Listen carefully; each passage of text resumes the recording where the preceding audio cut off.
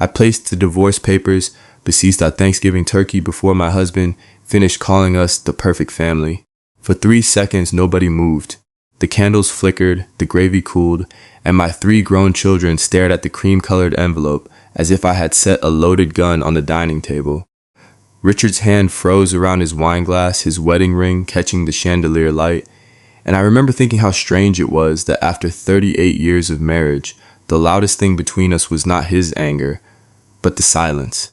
Before that night, people in our Boston suburb would have said I had everything. I was Evelyn Harper, 61 years old, wife of Richard Harper, the man who built half the luxury developments west of the city and never let anyone forget it. We lived in a white colonial house at the end of a maple-lined street with a circular driveway, hydrangeas trimmed like wedding bouquets, and a kitchen so polished it looked staged for a magazine no one actually lived in. Every November, I hosted Thanksgiving for 18 people without burning a roll or cracking my smile. I knew which daughter-in-law hated nutmeg, which son preferred dark meat, which neighbor expected a handwritten invitation even after pretending not to care. From the outside, my life looked like proof that good choices paid off.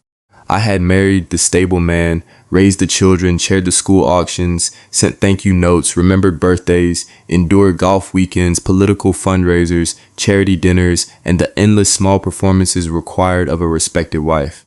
Richard bought me diamond earrings on our anniversaries and corrected the waiter when my salmon was undercooked. In public, he touched the small of my back like I was precious. At home, he walked past me with his phone to his ear, asking whether dinner would be ready before the Celtics game. The children leaving did not empty the house all at once. It happened slowly, like air leaking from a tire. First college, then apartments, then marriages, then holiday visits, scheduled around in-laws and work flights. Their bedrooms remained perfect, preserved like museum exhibits, while I wandered from room to room with a laundry basket full of things nobody needed anymore. Richard called it peace. I called it hearing my own life echo back at me. Most mornings, I drank coffee alone at the Marble Island while Richard skimmed market reports and answered emails. He would kiss the top of my head without looking down, the way someone pats a loyal dog. Sometimes he asked about the dry cleaning. Sometimes he asked whether I had confirmed the country club reservation. He never asked whether I was lonely. He never noticed that I had stopped wearing perfume. He never looked at me long enough to see that I was disappearing in the reflection of our expensive appliances. That autumn, the leaves turned red along the driveway and everyone began talking about Thanksgiving as if it were my annual exam. Richard wanted the house perfect because 2 investors might stop by for dessert. My eldest daughter wanted to know whether we would discuss the family trust after dinner. My son asked if I could make the stuffing exactly like last year because his wife was sensitive to change. No one asked what I wanted, not one person. The message came on a Tuesday night while Richard slept in his leather recliner, blue television light flickering across his face. I was in the kitchen, polishing silver that was already clean, when my phone lit up with a name I had not seen in 43 years. Thomas Reed. For a moment, I thought it had to be a mistake, some stranger wearing the name of a boy who once smelled like salt water and gasoline. Then I opened the message, and there it was, simple enough to ruin a life that had taken decades to build. He asked whether I was the same Evie Harper who once promised to run away to Maine. I stood barefoot on the heated kitchen floor, surrounded by crystal glasses, imported stone, and the quiet machinery of a perfect marriage, and felt something inside me answer before my fingers ever touched the screen. Thomas had called me Evie, not Mom, not Mrs. Harper, not Richard's wife. Evie, a girl I had buried under casseroles, college applications, mortgage refinances, and Thanksgiving seating charts. A girl I thought had died politely, without making trouble. That was the night I should have deleted the message. That was the night a decent wife would have turned off her phone, gone upstairs, and climbed into bed beside the man who had given her a beautiful life. Instead, I sat at the Marble Island until after midnight, staring at those words like they were a door left open in a burning house. And for the first time in years, I was not afraid of the fire. Part 2, I did not answer Thomas right away. I told myself that silence was dignity, that a woman with grandchildren, monogrammed towels, and a husband whose name appeared on charity plaques did not sit in the dark, replying to ghosts from high school. I carried my phone upstairs, placed it face down on the nightstand, and lay beside Richard while his breathing filled the room with the steady confidence of a man who believed nothing in his life could leave without permission. For 20 minutes, I stared at the ceiling. Then I took the phone into the bathroom, locked the door, and typed back with hands that felt 16 and 61 at the same time. Thomas answered within seconds, as if he had been waiting across 4 decades. He remembered things Richard had never known. The blue sweater I wore the summer after junior year, the little scar on my knee from climbing over the rocks near Bar Harbor, the way I used to say I would never live in a house where every room had rules. He sent a photograph of the Maine coast at dawn, gray water under a pale pink sky, his old silver RV parked near the edge of a cliff road. The picture was not impressive in the way Richard's world was impressive. There were no marble counters, no polished lawns, no investment properties rising from cleared land, but it looked real. It looked like air. Our messages became a habit so quickly that I frightened myself. At first, it was every few nights, harmless paragraphs dressed up as nostalgia. Then it became every night after Richard fell asleep in front of the television or shut himself in his office to talk numbers with men who laughed too loudly. Thomas asked about my children, my days, my favorite books, whether I still hated black coffee. He asked what I did when the house got quiet. He asked if Richard made me laugh. Nobody had asked me that in years, and the question landed in me with the force of a hand on a bruise. I began living for the small blue glow of my phone. I checked it while folding guest towels, while stirring cranberry sauce, while standing in the country club ladies' room with women discussing knee replacements and winter rental bills in Florida. I hated myself for it, then checked again. When Thomas called me Evie, something reckless opened in my chest. Evelyn Harper arranged centerpieces, confirmed dentist appointments, and made sure Richard's shirts were pressed. Evie drove too fast along the coast with the windows down. Evie ate fried clams from paper baskets. Evie had once kissed a boy under a pier and believed Desire was a country she could move to. Richard noticed something, but not enough to care properly. One morning he looked up from his iPad and asked if I had changed my hair. I had not. I only started looking in the mirror again. I bought a soft blue sweater from a boutique in town, the kind of color I had stopped wearing because beige was easier, safer, quieter. I put on perfume before going to the grocery store. I walked longer in the evenings, phone in my coat pocket, listening to Thomas describe the sound of rain on the RV roof, the loneliness of campgrounds in October, the relief of owning almost nothing after losing almost everything. That was when I learned he was not the boy I had preserved in memory. Thomas Reed was no golden rescue from my past. He had failed at marriage, failed at business, and once spent 6 months sleeping in the back of a truck after a bankruptcy he spoke of with too much shame and too little detail. He was charming, but not polished, tender, but not safe. He laughed easily, then went quiet without warning. He carried freedom like a gift, but also like an injury. And still, when he listened with his whole body. He made silence feel inhabited rather than empty. The invitation came 2 weeks before Thanksgiving. He said he would be near Camden for a few days, parked by a friend's boatyard, and that if I ever wanted to have coffee with an old friend, no one needed to know. I read the message while standing in my pantry, surrounded by cans of pumpkin, flour, pecans, and the absurd abundance of a holiday everyone expected me to perform perfectly. My first instinct was outrage. I was a married woman, a mother, a grandmother, a person whose life had walls, schedules, and consequences. My second instinct was hunger. For 3 days, I wrote excuses and deleted them. I told myself I would block him after Thanksgiving. I told myself a meeting would ruin the sweetness of the memory. I told myself Richard deserved better, even if he had not touched me with tenderness in years.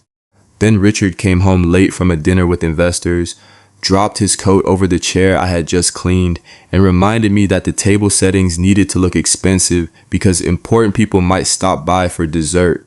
He did not ask why my eyes were red. He only asked whether I had ordered the good wine. The next morning, I told him I was driving north to visit a college friend who was recovering from surgery.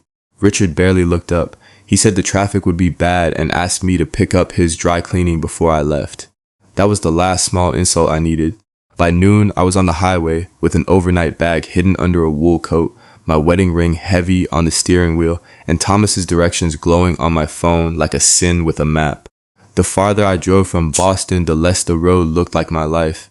The houses grew smaller, the air sharper, the trees more wild and less obedient. By the time I reached the coast, the sky had turned the color of pewter. and gulls were cutting through the wind over a harbor that smelled of salt, diesel, and cold rain. Thomas was waiting beside the RV, older than the boy in my memory, leaner, rougher, his hair silver at the temples and his jacket worn at the cuffs. He did not rush toward me. He simply stood there as if he knew I needed a moment to understand that the past had a body. When he smiled, I felt the years between us collapse and remain at the same time. I was not young again. That was the strange mercy of it. I was a 61-year-old woman with lines around her mouth, a stiff knee, adult children, and a marriage ring pressing into her finger. But for the first time in years, I felt seen without being useful. Thomas looked at me as though I had arrived, not as though I had interrupted something more important. We had coffee in a small diner where the vinyl seats were cracked and nobody knew my last name. I should have felt ashamed. Instead, I felt lightheaded with the dangerous luxury of being unrecognized. Thomas talked about the roads he had taken, the mistakes he could not undo, the way the ocean made failure seem less final. I talked more than I meant to. I told him about the marble kitchens, the silent mornings, the way Richard's hand on my back in public felt like a label, not affection. I told him I sometimes walked through my own house and felt like a guest who had overstayed. He did not tell me to leave my husband. He did something worse. He believed me. And by the time the rain began to tap against the diner windows, I understood that temptations was not always a hand reaching for your waist. Sometimes it was a person sitting across from you, remembering your name before the world taught you to answer to everyone else's. The rain made my decision for me, or at least that was the lie I gave myself for the next several months. It began as a thin gray mist over the harbor, the kind of weather New England wears like an old coat, but by late afternoon it had turned sharp and mean. Wind slapped against the diner windows, boats knocked against their moorings, and the road back toward Boston disappeared beneath a low curtain of water. Thomas walked me to my car with his jacket lifted over my head, laughing softly at the uselessness of it, and I remember the warmth of his hand at my elbow more clearly than I remember anything I said. I should have driven home anyway. I had driven in worse weather for school pickups, emergency room visits, and Christmas Eve flights delayed until midnight. A good wife, a careful mother, a woman with a reputation polished smooth by 4 decades of obedience would have started the engine, gripped the wheel, and returned to the life she had chosen. Instead, I stood in the rain beside my car while Thomas told me the coastal road was flooding, and I let him say what I wanted to hear. I let him tell me it would be foolish to leave. I let him offer the narrow bed in the RV and promise he would take the front seat. I let the storm become permission. Inside the RV, everything was too small and too honest. The ceiling was low, the cabinets rattled when the wind hit, and the little propane heater clicked like an anxious heart. There were no guest towels, no crystal bowls, no framed photographs arranged to prove that life had happened correctly. A chipped mug sat in the sink. A wool blanket was folded over the bench. Thomas apologized for the mess, and I almost laughed because I had spent my entire adult life preventing messes, smoothing them, hiding them, serving pie over them. His disorder felt more intimate than my spotless house. We talked until the windows fogged. At first, we stayed safely in the past, circling old memories like people walking around a covered well. Then the present slipped in. I told him Richard had not kissed me with desire in so long that I could not remember the year, only the house we were living in when it stopped. I admitted that sometimes I stood in the grocery store parking lot after errands and delayed going home because the silence waiting there felt accusatory. Thomas listened without pity, and that made it worse. Pity would have insulted me. Attention undid me. When his hand brushed mine on the table, neither of us moved away. It was such a small thing, almost innocent, 2 aging hands touching in bad weather. But my body reacted as if a locked room had been opened. I thought of Richard's hand on my back at fundraisers, guiding me forward like furniture on wheels. I thought of my children calling me only when they needed dates, recipes, reassurance, access. I thought of every night I had lain beside my husband feeling less like a woman than a household system still functioning properly. Thomas said my name quietly, not Evelyn but Evie, and the sound went through me with unbearable tenderness. I knew then that the line had already been crossed before either of us stood. It had been crossed in the first message, in the first lie, in the first mile north on the highway. The rest was only the body catching up with the betrayal the heart had committed days earlier. When he touched my face, I closed my eyes not because I was ashamed, but but because I was afraid that if I saw myself reflected in his eyes, I would not be able to return to the woman I had been. There are things I will not dress up as romance. I was married. Richard was asleep that night in the house we had built together, probably believing I was in a guest room beside a sick college friend. My children would have been horrified to know where I was. I knew all of that. Guilt did not vanish. It stood in the corner like a witness, but so did something else, something wilder and older than guilt. Relief. Not the cheap thrill of being desired by a man from my past, but the devastating relief of remembering that my life still belonged inside my own skin. By morning, the storm had softened to a cold drizzle. I woke before Thomas, wrapped in the wool blanket, listening to gulls cry over the harbor. For a few minutes, I did not know where I was, and then I knew exactly where I was. I was in a campground outside Camden in a silver RV that smelled of coffee, damp wool, and salt, with my wedding ring lying on the tiny table beside my phone. There were missed calls from Richard, 2 from my daughter, and 1 text asking whether I had remembered to order the pies for Thanksgiving. That was the moment shame returned in full. It did not arrive dramatically. It arrived through logistics, pies, dry cleaning, seating charts, the ordinary machinery of the life I had just betrayed. I dressed quietly, my hands clumsy, while Thomas made coffee and watched me with a softness that was almost painful. He did not ask me to stay. That made leaving harder. He simply said the roads would be clear by noon, and I hated him a little for understanding that I still belonged to consequences. The drive back to Boston felt longer than the drive north. Every mile stitched Evelyn Harper back together over Evie, but the seams no longer held. I rehearsed explanations in case Richard asked why my voice sounded different, why my hair smelled like smoke from Thomas's little stove, why I had not answered my phone. But when I walked into the marble kitchen, carrying my overnight bag and a paper sack of store-bought pies I had grabbed on the way home, Richard barely looked up from his laptop. He frowned at the logo on the bag and said he thought I was making the pies myself this year. I waited for fear. I waited for panic. Instead, I felt something cold and clear settle inside me. He had not missed me. He had missed the performance I provided. That night, while Richard slept upstairs, I stood in the laundry room scrubbing rainwater from my coat as if weather could be evidence. My phone lit up on the counter. Thomas had sent 1 sentence, no pressure, no poetry, just a fact that frightened me more than any confession could have. He wrote that the ocean looked different after I left. I deleted the message, then recovered it from the trash folder 5 minutes later. That became the shape of my life. Delete and recover, lie and remember. Fold Richard's shirts, then press my hand to the place where Thomas had touched my cheek. Confirm the Thanksgiving guest list, then search highway traffic to Maine. Smile at my grandchildren over FaceTime, then sit in the pantry with the lights off, reading the same 6 words until my pulse shook. The first betrayal should have ended it. That is what decent people like to believe because it makes morality sound simple. But secrets are not cliffs. They are staircases. You do not always fall. Sometimes you descend 1 careful step at a time, holding the railing, telling yourself you can still turn back, while the light above you gets smaller and smaller. By the week before Thanksgiving, I was no longer a woman who had made 1 terrible mistake in a storm. I was a woman living 2 lives, and the second one had begun to feel less like an affair than a rescue boat I was terrified to board. By the time Thanksgiving week arrived, I had become fluent in lying. I lied with my calendar open on the kitchen island, with my coat buttoned at the door, with cranberry sauce cooling on the stove, and Richard's shirts folded warm from the dryer. I lied so calmly that it scared me. Yoga class meant a motel parking lot halfway between Boston and Maine. A visit to my friend meant 2 hours in Thomas's RV with the curtains drawn against the gray afternoon. A grocery run meant sitting in my car behind a closed bait shop, listening to his voice through the speaker as if it were oxygen.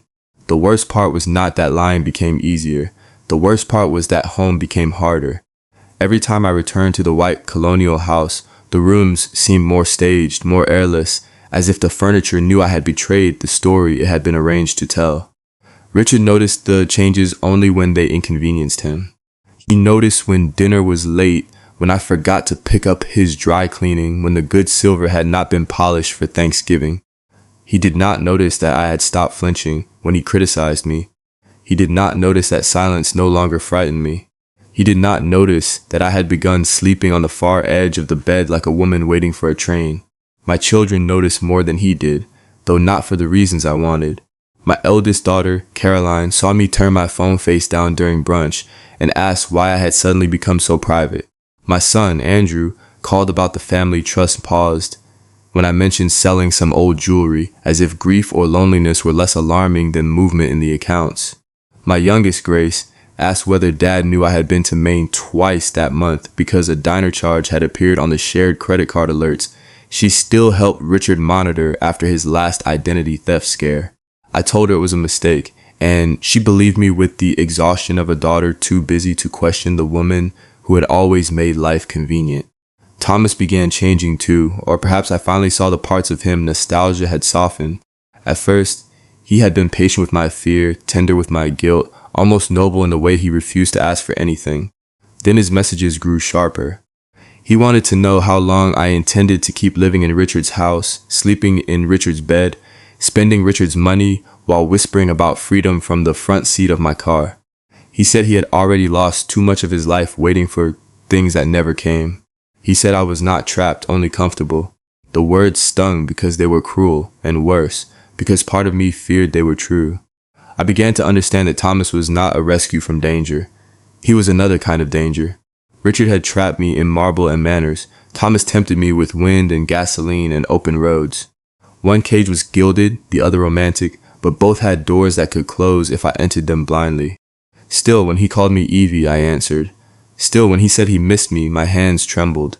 Still, when he sent a photo of the ocean at dusk, I imagined walking into that cold blue light and not coming back. The house filled for Thanksgiving like a theater before curtain. Caroline arrived with her husband and 2 children, carrying gluten-free rolls and opinions about estate planning. Andrew came with expensive wine and a nervous glance toward Richard's office. Grace brought flowers, kissed my cheek, and held me half a second longer than usual, as if some part of her could feel the floor shifting beneath us. Richard moved through the rooms in a cashmere sweater, satisfied and important, reminding everyone that 2 partners from a new development deal might stop by for dessert. He wanted warmth, tradition, and proof. He wanted the Harper family arranged around the table like evidence. All morning, I performed beautifully. I basted the turkey, arranged the candles, warmed the plates, smiled at my grandchildren, and answered questions about the stuffing. But inside my apron pocket, my phone burned against my hip. Thomas had sent one message before sunrise. He was parked 5 miles away, near the old church off Route 9, with the RV engine checked, the tank full, and no expectation except the truth. He wrote that I did not have to come with him, but I had to stop lying to myself. I deleted the message before anyone saw it. Then I went upstairs, opened the bottom drawer of my dresser, and took out the envelope I had hidden beneath winter scarves. The divorce papers were not dramatic. They were ordinary printed pages clipped together by a lawyer whose office smelled of coffee and expensive carpet.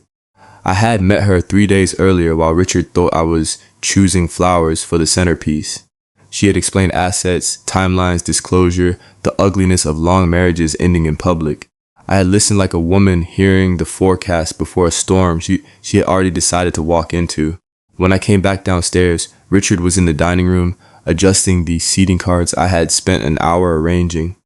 He moved my name from the head of the table to the side, beside his business partner's wife, because, as he put it, the conversation would flow better that way. It was such a small thing. After 38 years, it should not have mattered. But I looked at my name in his hand, sliding quietly away from the place I had earned, and something inside me went still. By sunset, the table glowed with candles, crystal, polished silver, and the golden turkey placed at the center like an offering. The children laughed too loudly. The grandchildren reached for rolls. Richard stood with his wine glass raised, smiling the smile that had sold acres of land and decades of illusion. He began to speak about gratitude, legacy, stability, the rare blessing of a family that still knew how to gather. His hand rested on my shoulder as he called me the woman behind everything he had built. And for the first time, those words did not sound like praise. They sounded like a sentence. I let Richard finish the toast. I let him praise our children, our home, our traditions, and the life he believed we had built together. I watched my family smile at the right moments, watched Caroline dab at her youngest child's mouth, watched Andrew swirl his wine while calculating whatever future he thought was safest, watched Grace study my face as if she had finally noticed a crack in the portrait. Richard's hand remained on my shoulder, warm and possessive, And when he called me the heart of the Harper family, I almost laughed because hearts are supposed to be heard before they stop. Then I placed the envelope beside the turkey. At first, everyone thought it was part of the meal, a misplaced card, a forgotten blessing, another small task Evelyn Harper had prepared for their comfort. Richard saw the name of the law firm first. His smile did not fall all at once. It hardened, layer by layer, until the man at the head of the table looked less like my husband than a stranger wearing his confidence poorly. He asked what it was, though he already knew. I told him it was the truth, finally put somewhere no one could ignore it. The room went silent in the way only a family room can, heavy with history and unpaid debts. Caroline whispered that this was not the time. Andrew pushed back his chair and asked whether I understood what I was doing. Grace looked at Richard, then at me, and I saw fear in her face, not for the marriage, but for the version of childhood she still needed to believe in. Richard opened the envelope with careful fingers, as if manners could still save him.